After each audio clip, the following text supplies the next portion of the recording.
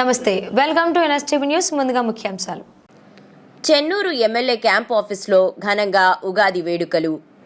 Chennur MLA camp ఆఫీస్లో విశ్వవసు ఉగాది పండుగను పురస్కరించుకుని పంచాంగ శ్రవణ పూజలో పాల్గొన్న చెన్నూరు ఎమ్మెల్యే వివేక వెంకటస్వామి ప్రత్యేక పూజలు చేసి ప్రజలందరూ సుఖసంతోషాలతో ఉండాలని, పాడి పంటలు సమృద్ధిగా పండాలని కోరుకున్న ఎమ్మెల్యే